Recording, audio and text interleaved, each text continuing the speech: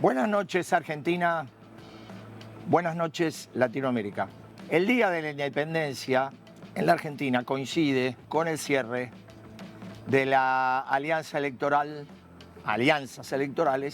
para la elección del 7 de septiembre en Buenos Aires. Coincide como un anticipo de lo que serán las elecciones nacionales de octubre, un anticipo, además, de lo que probablemente constituya un rediseño del sistema político argentino que virtualmente desapareció tal como se lo conocía luego del triunfo de Javier Milei en el 2023. Claro que el enunciado está lleno de interrogantes porque habrá que ver si la alianza anunciada entre La Libertad Avanza y el PRO se mantiene en efecto durante el año que viene y hasta el recambio presidencial del 2027. Habrá que ver también si lo mismo ocurre con los sectores de Unión por la Patria, que casi simultáneamente también comunicaron que hay acuerdo para la confección de las listas. Y de eso, básicamente, dependerá que aquel sistema de bicoaliciones que alumbró después de la crisis de 2001 tome otro rostro, tome otro perfil, que se rompió abruptamente cuando ganó Milei. Junto a esto hay otro aspecto que se debe tener en cuenta. No es solo el sistema político, es también una elección que va a servir para relegitimar el poder de gestión del presidente.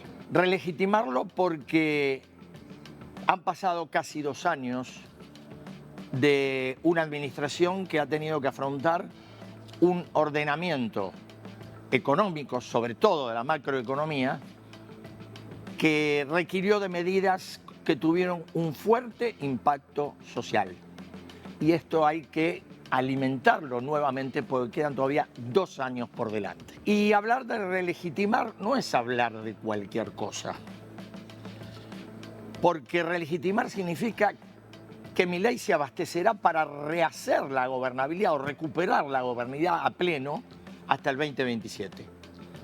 Porque esa gobernabilidad no solo depende de la cantidad de votos que pueda sacar en octubre, sino además de su capacidad para reactivar maniobra política que supo tener por lo menos hasta comienzos de este año.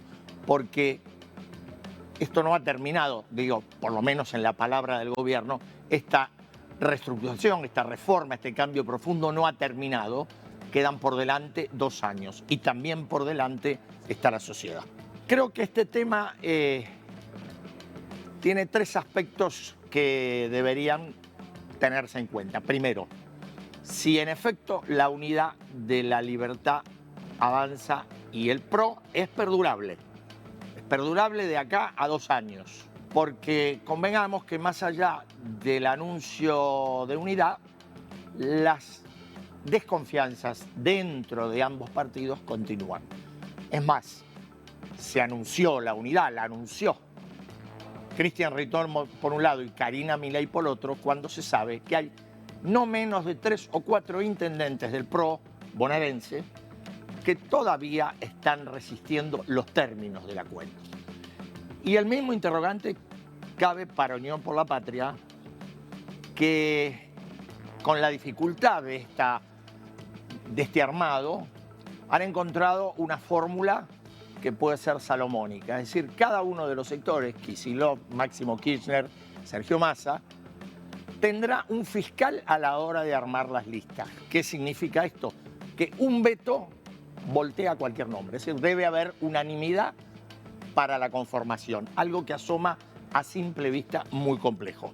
El otro tema es, para tener en cuenta, es la necesidad que tendrá Milei en adelante de, como dijimos, retomar capacidad de acción política. Y eso está ligado al vínculo que supo tener, un vínculo muy razonable y sorprendente en algunos casos, como en el caso de dos gobernadores peronistas, precisamente con los mandatarios provinciales. Porque ese vínculo con los mandatarios provinciales hoy está condicionado desde ya por reclamos de los gobernadores por la falta de fondos, está condicionado también porque todavía no existe una serie de acuerdos en el interior, fuera de lo que se gestó en Buenos Aires, por los temas de alianzas y sociedades para octubre. Es más, en algunos casos hasta hubo rupturas sorprendentes, como la que se dio en Corrientes cuando fue la Libertad Avanza la que decidió no hacer ningún trato con el gobernador Valdés. La campaña es otro obstáculo. ¿Por qué? Y porque la campaña irremediablemente genera cicatrices, que seguramente serán más fáciles de ser subsanadas si en octubre el presidente logra un espaldarazo electoral. Por eso mismo, en este momento hay como dos bandos con una fosa en el medio. Los gobernadores reclamando lo de los fondos y el presidente diciendo, como dijo hoy mismo, que esos gobernadores lo que pretenden es destruir al gobierno nacional. Esa es una de las tantas y grandes cuestiones que debe afrontar Milei. Recomponer sus vínculos, mantener el nivel inflacionario en baja y mantener un equilibrio fiscal que el gobierno estima que los gobernadores están empeñados en afectar como modo de desestabilización de su gobierno. También ocurre, como dijimos, que enfrente hay una sociedad. Y aquí hay un dato que se recoge en cualquier estudio de opinión pública. Esa sociedad que ha acompañado, por lo menos mayoritariamente, este primer tramo del gobierno, daría la impresión que pretende correr un poco la motosierra para dar lugar a otras demandas. ¿Qué demandas? Mejores salarios, mejores empleos, mayor consumo. El gobierno, como sabía esto, o como sabe esto, se apresuró en las últimas horas y utilizando lo que le quedaba de vigencia de facultades delegadas, resolvió más de 60 recortes en el Estado, realizados por el ministro Tusenegger, el más emblemático, el de Vialidad Nacional. Este es el panorama que se pone en juego desde septiembre, o prácticamente desde ahora en adelante. Se trata ni más ni menos que de las grandes batallas que le esperan a Javier Milei. Así empieza Datos de hoy.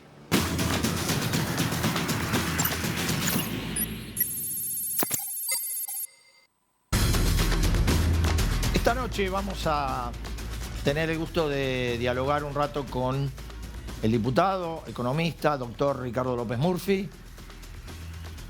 No hace falta demasiada presentación, sin embargo, algunos datos básicos.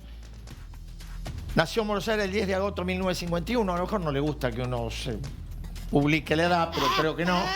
Es economista, político y diputado desde el 10 de diciembre del 2021. Fue ministro de Economía en 2001 y ministro de Defensa entre el 99 y el 2001. Doctor, gracias. No, ¿Cómo está? Un gusto, bien. No me sin ningún problema Ningún que problema sepan con mi la edad. edad. No, yo tampoco.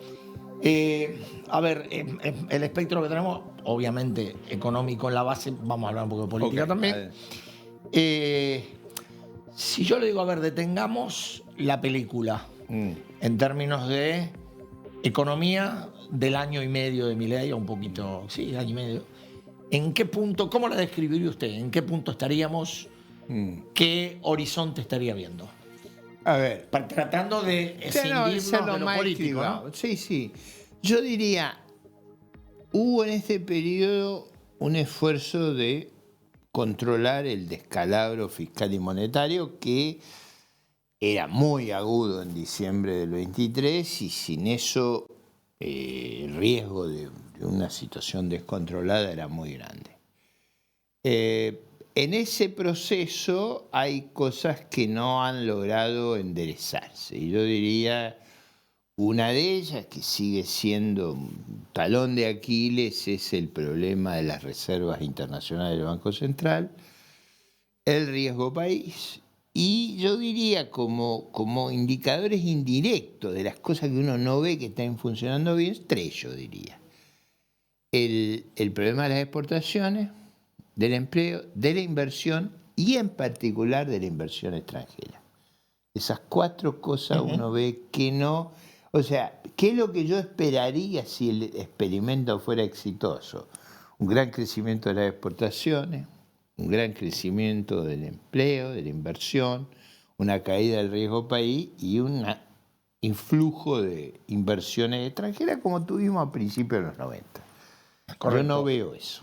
Muy bien. Ahora, eso tiene, me parece que tiene varias condiciones, pero me parece que una es central y es qué confianza se construye en torno al sistema que va promocionando esto. Efectivamente. Y esta es lo que a uno, por lo menos a mí, me plantea dudas. Parte del problema tiene naturaleza económica. Yo creo que no haber comprado reservas, digamos, en el programa con los organismos multilaterales la clave era aumentar las reservas. Correcto. O sea, eso estaba Ahora, en el corazón. Perdóneme, ¿usted lo ve como un programa de estabilización realmente? Yo veo que el programa que se hizo con los organismos multilaterales fue un programa ambicioso y mi impresión personal, profesional del programa es que está muy bien pensado. El programa que hicieron los multilaterales, digo, el cual el gobierno argentino trabajó, pero me parece que es toda una experiencia. Ahí hay un...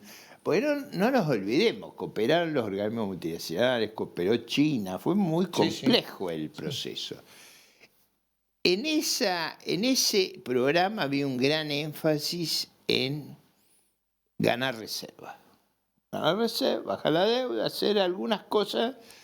En esa línea yo veo que no hemos logrado normalizar. Y después está el problema de la fragilidad del sistema político argentino, que es verdad, estalló, pero no es fácil ver cómo se reconstruye. Y uno ve fricciones en puntos nodales. Digo, a ver, la fricción con los gobernadores. Sí, acentuada en estas últimas horas. Estos días, la fricción con el Congreso, la inexistencia de presupuesto, es decir, los mecanismos que prevé la Constitución para resolver las divergencias están... en tensión. Exactamente. Y yo digo, bueno, eso explica por qué tenemos ese desasosiego. Digo, no personal, sino a nivel agregado. O sea, ¿por qué es que a pesar de avances significativos, esto yo creo que hay que entender, el fenómeno, la situación estaba descontrolada en diciembre del 23 y hoy está más controlada? ¿Por qué eso no escala a favor? ¿O no sirve para la construcción de esa confianza de la que hablamos? Como fue en el 91-92, o sea, uno puede tener discrepancias si el programa de la caja de conversión tenía algún deseo, pero uno vio una escalada a favor. En este caso uno no ve esa escalada y yo la atribuyo mucho a dos cosas, una cuestión puramente económica y a esta cuestión que tiene que ver con el problema político, cómo se resuelve. Esto es, esa apuesta a construir una fuerza política del gobierno, destrozando a los sectores más afines al gobierno. ¿Cómo cierra esa apuesta? Pues, bueno, a ver, ahí podemos tener un matiz. Usted dice destrozando o subsumiendo. Bueno, el riesgo que yo veo es que el encono que eso genera, no tengo no estoy ahí, así que, pero digo, los riesgos de eso es que usted no logre cohesionar eso, y yo no lo digo por la política, lo digo por la economía.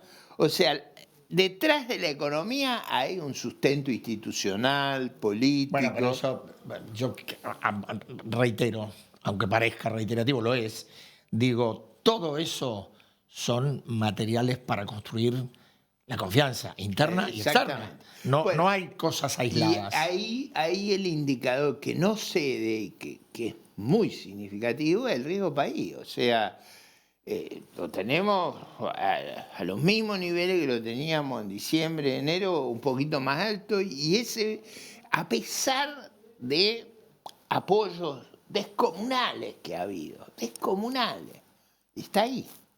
Ahora, usted hizo de los puntos, creo que marcó 4 puntos que creía. Uno de ellos es la inversión extranjera. Esta semana conocimos el anuncio de que la principal cadena de hipermercados en la Argentina, Carrefour, pone en venta sus activos o acepta la cercanía a un socio argentino. ¿Eso significa algo dentro del contexto en el que hablamos? Bueno, ahí está. Ese es un caso muy importante. A ver, no es una inversión menor, es una inversión descomunal la que tiene Carrefour acá. Yo no podría hacer un juicio definitivo si es una estrategia internacional, pero sí tengo una cosa clara. Si yo creyera que a Argentina le va a ir muy bien, yo no me retiro de ahí. Es decir, esto sí lo tengo claro. Y es una señal que todos leemos con, digamos, cierta alarma. Digo, no puedo dimensionar, porque no conozco no tengo información, claro. pero digo, la percepción mía es, la inversión no la veo todavía. Esta cadena que tiene un desarrollo inmenso en Argentina, porque no sé si son como 700 unidades de Es la negocio. principal. Digo, en esas condiciones, después de haber invertido tantos años en construir el músculo. Algunos años malos, ¿no? Claro, en construir este músculo. Digo, cuando se fue Walmart a mí me parecía, bueno, otra cosa. Este es muy complicado. Pero digo, de nuevo, esta lógica de escepticismo. Algo lleva a eso que, digo, trato de hacerlo con cuidado. Noto que yo no veo las exportaciones crecer, no veo la inversión, es decir, recuperarse fuertemente, no veo el empleo. Tenemos un problema de empleo fenomenal. Empleo formal en la Argentina Sí, es bajo. es muy bajo. Sí. Bueno, perdón, usted lo conoce mejor que yo. Están los promedios de América Latina. Sí, pero con un retroceso respecto a lo que fuimos. Bueno, eso es cierto. Un retroceso. Entonces, digo, con muchas fragilidades en todo este proceso, eso no es responsabilidad del gobierno actual, pero forma parte de los problemas a resolver. Entonces, toda esa acumulación de dificultades está en el corazón del escepticismo, me parece a mí. Otra cuestión, usted marcaba recién cómo venía desarrollándose el proceso. Uno pregunta 2 cosas. Primero, ¿qué trecho suele existir en gestión? Usted tiene experiencia entre los grandes anuncios y el desarrollo. Digo, esta semana se hicieron más de 60 anuncios de recorte del Estado, muy importantes. Particularmente hay uno que uno se pregunta cuánto tiempo de desarrollo necesita, que es vialidad, entre, digamos, la decisión de disolver el organismo y lo que implica el mantenimiento de las rutas argentinas, que no es un problema ni para el turismo, ni para el que viaja solamente, ni para la seguridad, es para el comercio también. Bien. Recordemos un caso, cuando estuvo Iguacel al frente de Vialidad, se había logrado bajar los costos de los caminos 40%, 45%, se logró volver a construir, ¿no?, a un ritmo muy intenso. Digo, yo no veo un sustituto fácil es decir, la idea es que yo haga una deserción de la responsabilidad. Yo creo, hay un discurso mío en la Cámara que se refiere a eso, pero ¿por qué lo hice? Porque yo digo, la inversión pública, uno puede provincializar, puede municipalizar, puede concesionar, pero uno tiene que tener un plan y ser muy preciso el plan. No hay varios años para esperar. Lo mismo con los ferrocarriles, o sea, tenemos un tema ahí, el deterioro del stock de capital del sector público, lo que normalmente responde el sector público en todos los países del mundo, es muy agudo. Estamos ahí en un costo grande, o sea, por lo menos yo veo un deterioro en nuestras rutas, y no todo, a ver, no todo es posible resolverlo con concesiones, porque por las características de nuestros flujos de tránsito, de carga, comercio. No hay, digamos, no hay una resolución sencilla, sobre todo porque el sector privado, para poder venir agresivamente a hacer eso, necesita otro riesgo país. Es decir, si el riesgo país lo joroba al gobierno central, lo joroba mucho a las empresas. Conseguir capital con 700 puntos de spread, más 5 de tasa básica, a 12 no da ningún camello. Son inversiones de muy larga maduración. A esas tasas de interés no da nada. Digo, no es un tema complejo.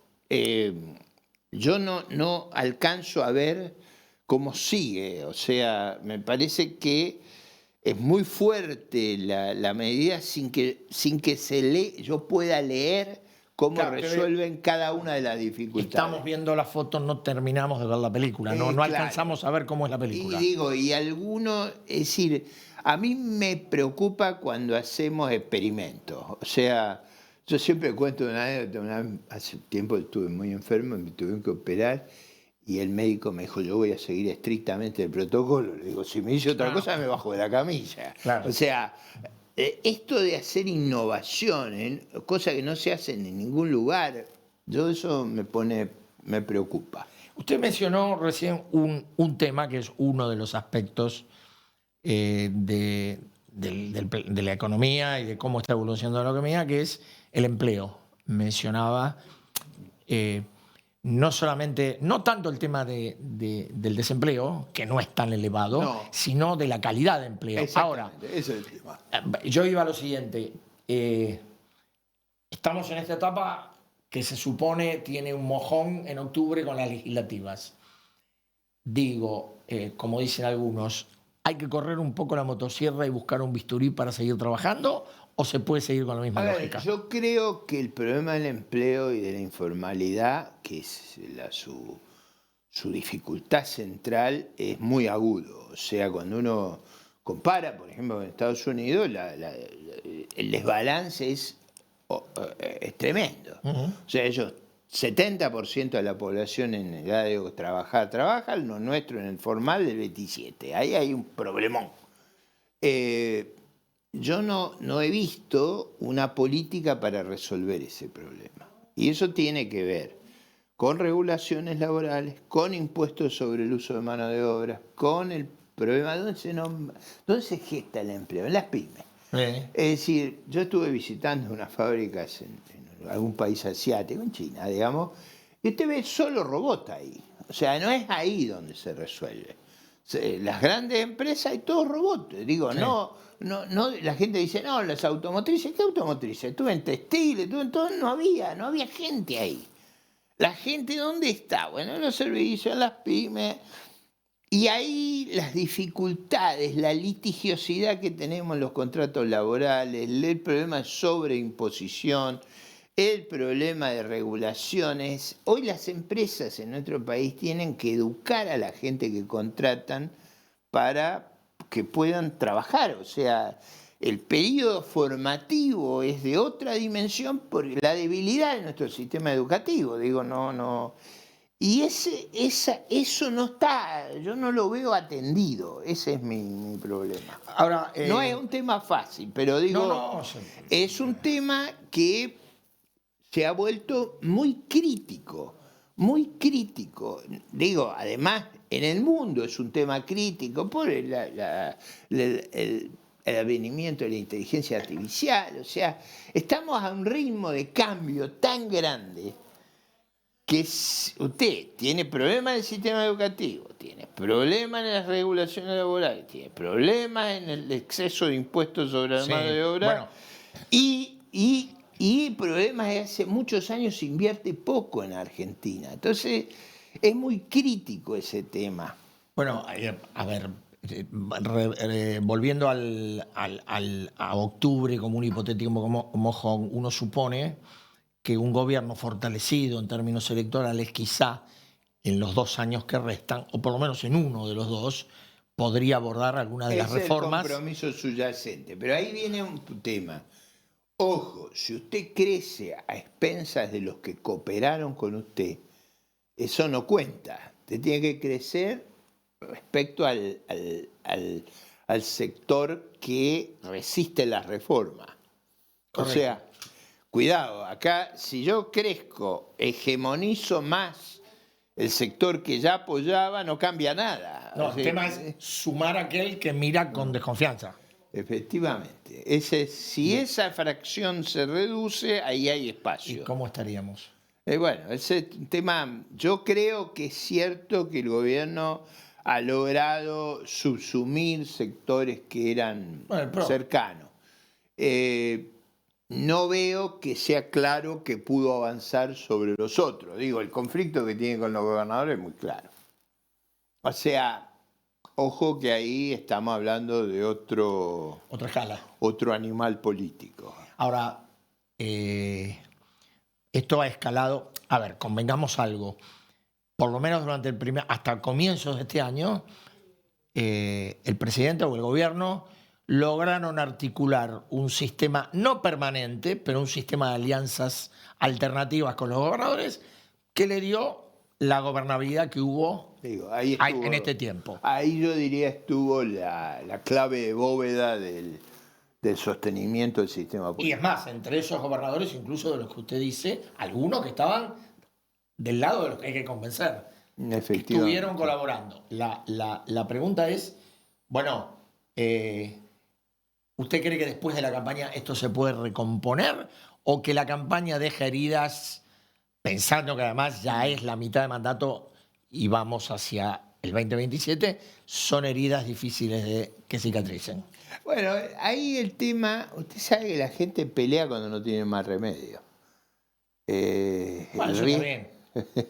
El riesgo es que hayamos llegado a una situación donde va a haber pelea. Y ahí, ojo, que nuestra economía está muy frágil. Por eso ese tema de cómo resuelvo el funcionamiento institucional, que es verdad, o sea, con una fracción muy pequeña en diputados, una fracción más pequeña en el Senado, lo que permitió que se gobernara fue esta coalición que los gobernadores le... Ahora, en ese entorno, con todas las dificultades que hay, con circunstancias internacionales que no ayudan,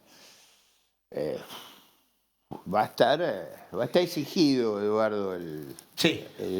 porque digo, parte de eso es lo que genera esos informes negativos a nivel internacional. O sea, la desconfianza nace de algún elemento y ese elemento tiene que ver con, bueno, cómo construye el futuro. Le hago las 3 últimas preguntas así un poco al toque. ¿Puede haber Avenida del Medio en octubre o lo ve difícil?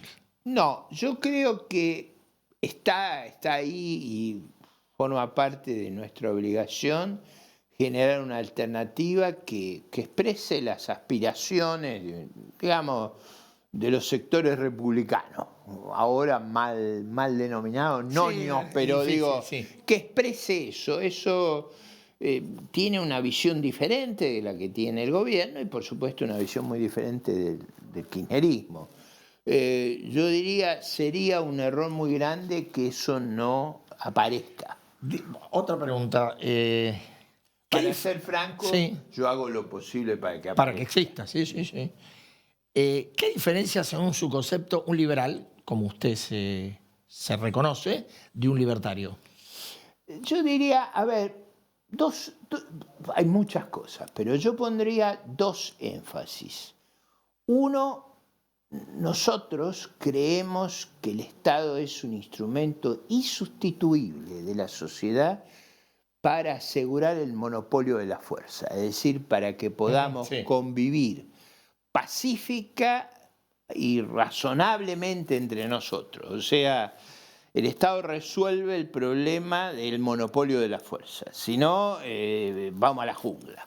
Es decir, las ideas de la libertad no se expresan en una jungla, no en la selva. Las ideas de la libertad se expresan en una sociedad política y jurídicamente organizada. La de Alberdi, la Constitución, no digo Alberdi, digo Sarmiento, digo Pellegrini, digamos, todo eso configura algo que no ha sido discutido. Es decir, la idea de la desaparición del Estado es una idea marxista en el fondo. ¿Cómo era que decía más? De cada cual según su necesidad, cada cual según su capacidad, no existe más el Estado, o en Bakunin, o esta cosa de va a desaparecer. Yo no creo en eso.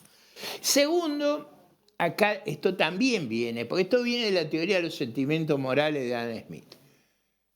Implícito en el preámbulo está la empatía, asegurar la paz interior, contribuir a la unión nacional. Nosotros nos vemos alternando en el gobierno, nos vemos conviviendo. Nuestra historia viene de la tradición judeo-cristiana. Es la empatía, es el amor al prójimo, es decir, no es el odio, no es el antagonismo, es la convivencia. Es el reconocimiento del otro. Exactamente. Esa visión, digamos, que lo expresan en el Federalista los padres fundadores de Estados Unidos, de los cuales venimos todos nosotros. Ellos dicen, los hombres no son ángeles, hay que buscar instituciones que aseguran el control y el balance. Sí. Esa tradición liberal no tiene nada que ver con la tradición del antagonismo, del odio. Por ejemplo, a mí me parece una cosa increíble que llamemos a odiar a los periodistas. Si hay algo... Había un amigo mío que decía, muy liberal, que decía, hay dos cosas vitales en la sociedad libre, la libertad de prensa y la libertad de cambio. Si esas dos cosas no están, agárrese. Todo lo que me dijo, yo le iba a preguntar, se lo pregunto igual. Usted casi me explicó, a lo mejor, por qué no está cerca de Milei. Yo diría que estas discusiones vienen de muchos años y son discusiones legítimas, ¿no? Yo no descalifico otra visión. Yo simplemente digo, bueno, yo interpreto una tradición histórica muy importante. Esa es la tradición de Alberdi, la tradición de Sarmiento, la tradición, por supuesto que es la tradición de todas las figuras del liberalismo internacional, que es muy amplio, pero son los que construyeron las sociedades de la posguerra. Con todos los defectos que eso tuvo, fue el mundo más próspero que conocimos.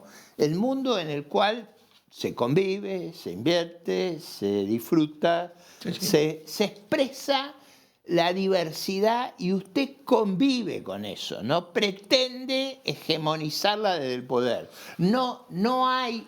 El poder no determina quién es bueno y quién es malo. Para mí no hay gente de bien, somos todos iguales, hay igualdad ante la ley. Doctor, mil gracias por estar. No, gracias. Nosotros ahora vamos a ir un corte. A la vuelta vamos a ir a Colombia, en Bogotá, para hablar un poco de la crisis que atraviesa el presidente Gustavo Petro, con renuncias, con escándalos y bastantes cosas más. Ya volvemos.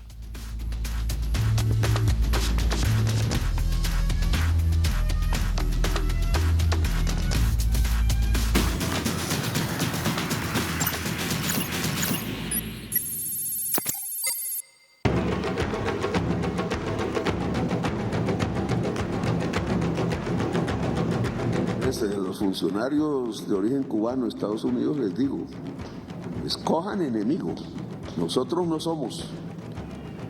Si ven que en su sociedad estas organizaciones están matando a 100.000 ciudadanos por año, el enemigo no es Colombia.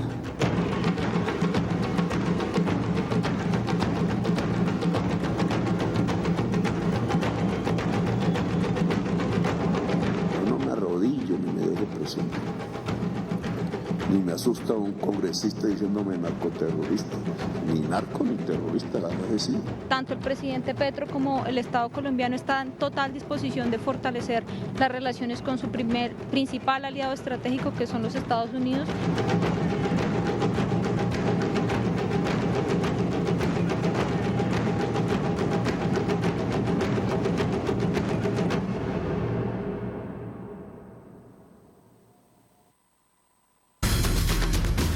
Lo dijimos antes del corte, pasan muchas y muchas cosas en la tierra de Gabriel García Márquez. Y hasta allí vamos con Sergio David González, nuestro corresponsal en Bogotá, Colombia. Buenas noches, Sergio. Eduardo, un gusto saludarte. Qué bueno estar aquí contigo para poder analizar y con una invitada muy especial hoy toda la situación que se está viviendo en Colombia, pero no solamente en el país, sino las relaciones que tiene Colombia con el resto del mundo y sobre todo con su principal socio comercial. Estamos hablando de los Estados Unidos, que ha dejado en las últimas horas y en los últimos días un quiebre muy difícil por superar, y que aunque los dos embajadores, tanto el delegado de los Estados Unidos en Colombia ya regresó y el embajador de Colombia a los Estados Unidos ya se encuentra en Washington, la situación aún pues no se mejora del todo. Y para hablar de esto, Eduardo, mira, me encuentro con la doctora María Emma Mejía. Ella es ex canciller y una de las voces más importantes en Colombia para hablar de relaciones internacionales. Doctora María Emma, gracias por estar aquí con nosotros en DNews. No, gracias a ustedes por la invitación. Muy bien, hablemos sobre esta situación, la crisis diplomática que se está viviendo entre Colombia y Estados Unidos. Una carta hoy que se conoció del embajador de los Estados Unidos hacia el gobierno nacional, muy fuerte, que aunque dice hay que seguir trabajando juntos, pero hay unas situaciones por mejorar. ¿Cómo analiza usted esa situación? No es fácil el momento que atraviesa Colombia con los Estados Unidos. Como usted bien dijo, es nuestro principal, no solo socio comercial, sino históricamente aquella nación con la cual hemos construido, defendido a Colombia, rehecho, dijéramos, todo lo que puede hacer el Plan Colombia, debilitado a la insurgencia, debilitado al narcotráfico. O sea, ha sido una relación de muchas aristas y lamentablemente hoy no pasamos por el mejor momento, a pesar de esas cartas que de alguna forma pues restablecen lo que puede ser un llamado a un embajador, que es pues lo que pasa siempre antes de un corte de relaciones, que hubiera sido inédito en Colombia. Así es, Eduardo, la doctora María Emma ya te escucha para tener toda la información en las preguntas que puedas tener desde Buenos Aires. Doctora Mejía, buenas noches. La saluda Eduardo Van der Koy desde DNews Buenos Aires. Gracias por atendernos primero. Le preguntaría, usted describía muy bien la relación compleja bilateral que existe con Estados Unidos. Hay de por medio un episodio que es reciente, que es el involucramiento de un ex funcionario colombiano en una supuesta conversación donde se habría intentado construir un supuesto golpe contra Gustavo Petro. ¿Usted qué podría agregarle a eso? Definitivamente Estados Unidos sí reitera que no tuvo nada que ver en aquel incidente que mencionan no solamente unas cartas, sino unas grabaciones, el ex canciller Álvaro Leiva, un diplomático curtido, un hombre que de alguna forma comenzó con el presidente Petro su mandato y que se separó y es ahora uno de sus peores enemigos, constantemente con cartas en las cuales involucra a Estados Unidos y a los halcones del Congreso en una estrategia para tumbarlo, cosa que de hecho Estados Unidos dice que no existió y el propio embajador Daniel García Peña, el nuestro en Washington, lo niega. Así que no creo que debemos darle la credibilidad que tiene ese intento de golpe o esas conversaciones que evidentemente ocurrieron, porque sí creo que Leiva fue a hablar con algunos congresistas, la congresista Salazar, etcétera, pero no creo que se hubiera llegado a la intención, y Marco Rubio lo deja claro, el secretario de Estado, eso no pudo ser posible. Yo no creo en ello. Doctora, usted mencionaba recién lo dijimos, la complejidad de las relaciones bilaterales de Colombia y Estados Unidos. Ahora, daría la impresión, por supuesto esto dicho a la distancia, que significa siempre una observación de alguien que está atento a las cuestiones públicas, existiría la impresión de que algunas dificultades respecto de la conducción de las relaciones exteriores en el gobierno de Petro existen. Y no lo digo únicamente por la renuncia de hace poco de la ahora ex canciller Laura Sarabia. ¿Usted cómo lo ve? Eduardo, usted tiene toda la razón, que conoce bien la política exterior de nuestra región. el haber pasado ya por 3 cancilleres, estamos entrando a un 4º canciller, faltando solo 8 meses para que tengamos elecciones en Colombia presidenciales y de Congreso total, Congreso, Cámara y Senado, a diferencia de su país y otros, lo hace muy crítico. Es una política exterior manejada desde el Palacio de San Carlos y no desde el frente, el otro lado de la calle, que es el Palacio de San Carlos y la Casa de Nariño. Eso evidentemente ha generado una situación muy compleja, una Cancillería manejada en manos del presidente de la República y no de la propia canciller.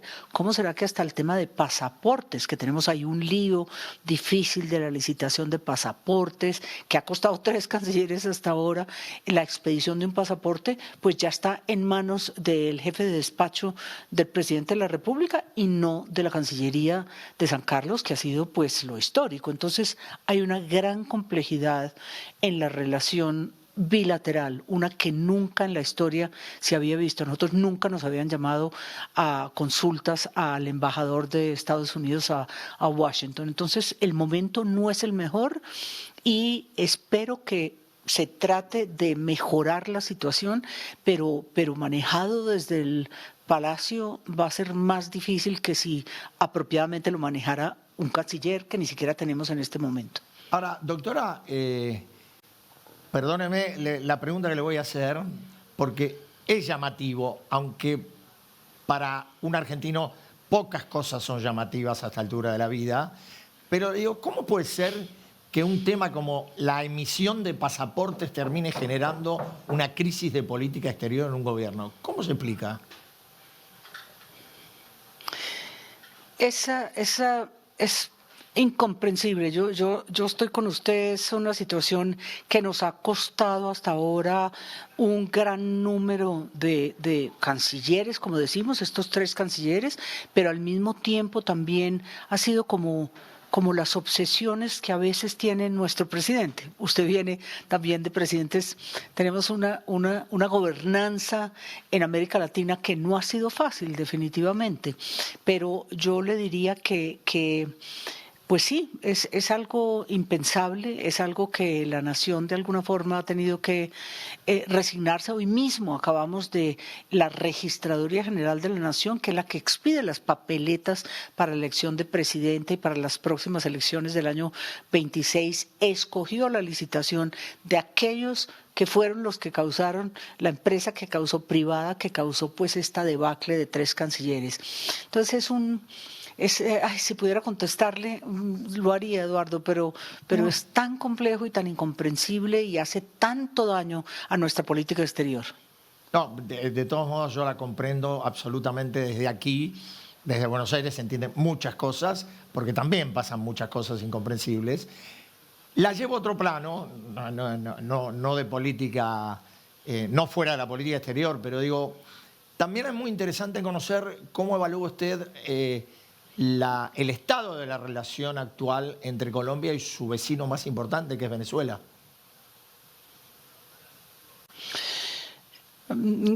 Cuestión importantísima. Es tal vez, y ojalá uno quisiera que Estados Unidos se involucrara más en buscarle una solución a esa problemática. Y tal vez, entre comillas, lo que dice la carta de John McNamara, encargado de negocios que regresó al país hoy y que precisamente dice: yo que porté un uniforme en Colombia, él fue militar en Colombia, entonces lo entiende muy bien nuestro país y expresa sus tristezas de nuestra situación. Venezuela es tal vez el costo más alto que Colombia ha podido tener, ese rompimiento de relaciones, casi rompimiento, porque uno diría, bueno, el presidente no ha reconocido el gobierno del régimen de Maduro, eso es algo que aporta a la región y que tiene que mantenerse así, pero tampoco ha habido una acción conjunta entre Estados Unidos y Colombia y otros países de América Latina para buscarle una salida a la problemática que vive nuestro país vecino. 2.200 kilómetros, 2 millones de venezolanos que hemos recibido en Colombia en este periodo y sin embargo no ha habido una decisión política o una salida conjunta, ni siquiera regional, no hablemos hemisférica, porque no existe. Ahora, usted cuando menciona, claro, las escalas son absolutamente incomparables porque la Argentina ha recibido un flujo de venezolanos muy grande también, pero para nada comparable a la cifra que usted acaba de mencionar. La pregunta que hago es cómo el venezolano se integra comunitariamente Definitivamente, además a la no sociedad solo colombiana. recibirlos.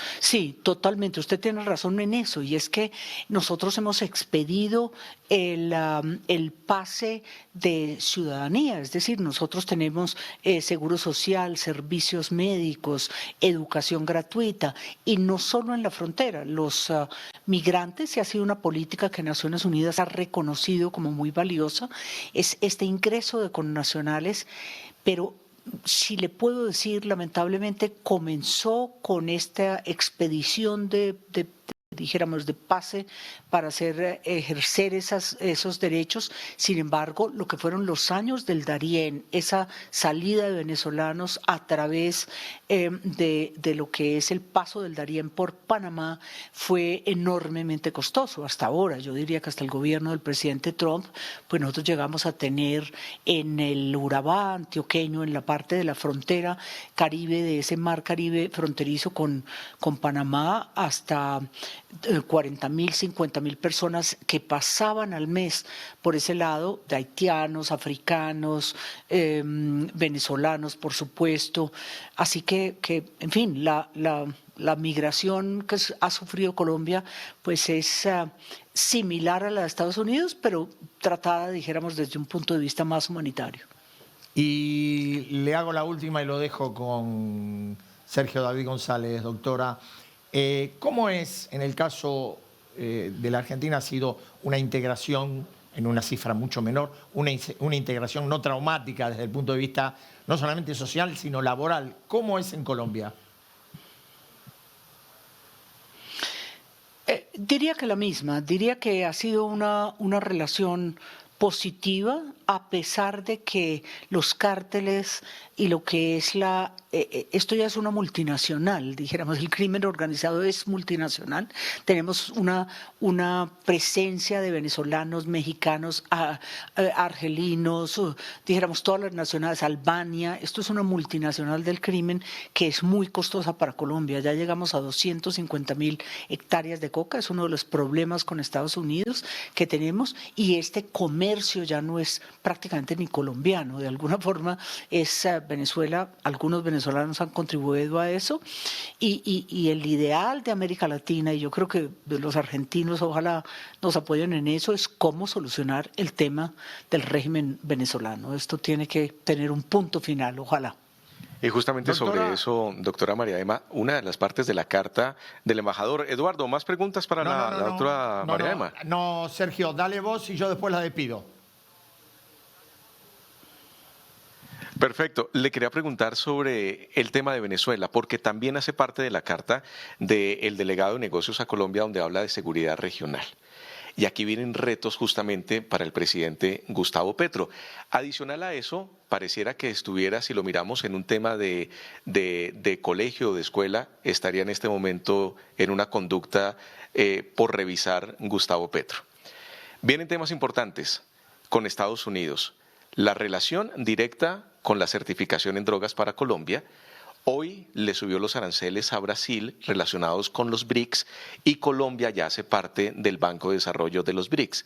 Y adicional a eso, Gustavo Petro ha tenido una postura muy fuerte contra Israel, y el 15 de julio va a tener una reunión en Bogotá con el Grupo de la Haya para poder hacer parte de ese conflicto, pero negando todo lo que pasa con Israel. ¿Cuáles son los retos que ve en este punto? Todos los anteriores, todos los que usted ha mencionado. La política exterior colombiana ha sido sacudida en buena parte, ese rigor, esa institucionalidad histórica que yo creo que Eduardo bien conoce, pues ha estado mucho tiempo, pero de alguna forma yo creo que con Estados Unidos el tema de Venezuela lo dicen muy sutilmente, pero ese arreglo regional incluye a Venezuela. Y ojalá Gustavo Petro pudiera pudiera de alguna forma tomar una acción que permitiera recomponer las relaciones con Estados Unidos, pero todas las demás van a ser difíciles porque con el presidente Trump una nunca sabe, como dicen. Eduardo. Doctora Mejía Vélez, le agradezco muchísimo que haya participado con nosotros esta noche en Datos desde DNews Buenos Aires. Buenas noches y gracias. Me gusta mucho. Muchas gracias por hablar conmigo. Lo felicito y muy orgullosa de tener a DNews aquí en Casa Colombiana. Muy amable usted. Nosotros ahora vamos a un corte breve y a la vuelta un poco más de datos.